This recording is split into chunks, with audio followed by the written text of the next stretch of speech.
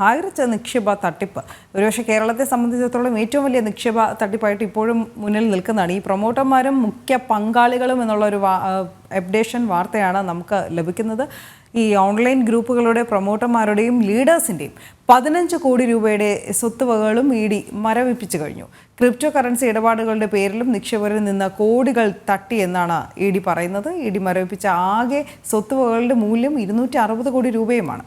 ജിജീഷ് കരുണാകരൻ ചേരുകയാണ്. Jijeesh, good morning. ഈ ഹൈറിച്ച് നിക്ഷേപ തട്ടിപ്പുമായി ബന്ധപ്പെട്ട നിക്ഷേപകരെ സംബന്ധിച്ചിടത്തോളം ഈ മരവിപ്പിച്ച ഇല്ലെങ്കിൽ കണ്ടുകെട്ടിയ സ്വത്തുവകകൾ തുല്യമായി പങ്കിട്ട് നൽകും എന്നുള്ളൊരു വാർത്തയാണ് ഏറ്റവും ആശ്വാസം പകരുന്നത്. പക്ഷേ ഇത്രയധികം വലിയ തട്ടിപ്പ്, അതിൻ്റെ ഓരോ ദിവസവും കൂടുതൽ വാർത്തകളും പുറത്തു വന്നുകൊണ്ടേയിരിക്കുകയാണ്.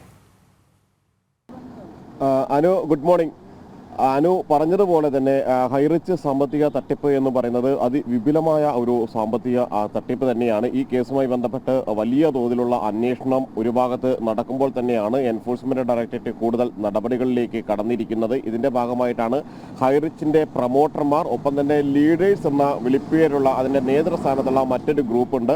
ഇവരെ കേന്ദ്രീകരിച്ചുകൂടി അന്വേഷണം ശക്തമാക്കിയിരിക്കുന്നത്. മാത്രമല്ല, ഇവരുടെ 15 കോടി രൂപയുടെ സ്വത്തുവകകൾ കൂടി എൻഫോഴ്സ്മെന്റ് ഡയറക്ടറേറ്റ് ഇപ്പോൾ മരവിപ്പിച്ചിരിക്കുകയാണ്. അങ്ങനെ ആകെ മൂല്യം വരുന്നത് 260 കോടി രൂപയുടെ സ്വത്തുവകകളാണ് ഈ കേസുമായി ബന്ധപ്പെട്ട്, ഹൈറിച്ച് സാമ്പത്തിക തട്ടിപ്പുമായി ബന്ധപ്പെട്ട് ഹൈറിച്ചിന്റെ ഉടമകളായ KD പ്രതാപൻ, ഭാര്യ ശ്രീന, ഒപ്പം തന്നെ ഇതിന്റെ പ്രൊമോട്ടർമാർ, ഒപ്പം ഇതുമായി ബന്ധപ്പെട്ട് ലീഡേഴ്സ് എന്ന പേരിൽ അറിയപ്പെട്ടിരുന്ന ഇതിന്റെ പ്രധാന നേതൃസ്ഥാനങ്ങളിലുള്ളവരുടെ അടക്കം സ്വത്തുക്കൾ മരവിപ്പിക്കുകയും ചെയ്തിരിക്കുന്നത്. കാരണം എൻഫോഴ്സ്മെന്റ് ഡയറക്ടറേറ്റ് വ്യക്തമാക്കുന്നത് ഇതിൽ പ്രധാന പങ്കാളികളായ KD പ്രതാപനും ശ്രീനയ്ക്കും ഒപ്പം തന്നെ ഈ സാമ്പത്തിക തട്ടിപ്പിൽ മുഖ്യ കണ്ണികളായ ആളുകളാണ് ഈ പ്രൊമോട്ടർമാർ എന്ന് പറയുന്നത്, ഒപ്പം തന്നെ ലീഡേഴ്സ് എന്ന് പറയുന്നത്. പലവിധ വാഗ്ദാനങ്ങൾ നൽകിയായിരുന്നു നിക്ഷേപകരെ ഈ ഒരു സാമ്പത്തിക തട്ടിപ്പിലേക്ക് എത്തിച്ചത്, അല്ലെങ്കിൽ ആ സാമ്പത്തിക തട്ടിപ്പിൽ വീഴ്ത്തിയത് എന്നതാണ് അന്വേഷണത്തിൽ വ്യക്തമായിരിക്കുന്നത്. അത് നേരിട്ട് ഈ ശ്രീനയോ പ്രതാപനോ മാത്രമായിരുന്നില്ല അതിൽ പങ്കാളികളായിരുന്നത്.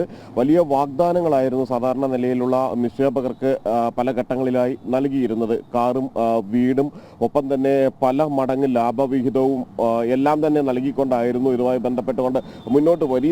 ഇത്തരത്തിൽ വലിയ ലാഭവിഹിതം ലഭിക്കുമെന്ന് അറിഞ്ഞപ്പോഴായിരുന്നു പ്രൊമോട്ടർമാർ പറഞ്ഞ കാര്യങ്ങളിൽ വിശ്വസിച്ചുകൊണ്ട് പണം നൽകാൻ തയ്യാറായത്. മാത്രമല്ല, ക്രിപ്റ്റോ കറൻസി ഇടപാടിലൂടെയും വലിയ തോതിലുള്ള സാമ്പത്തിക തട്ടിപ്പ് നടന്നിട്ടുണ്ട്.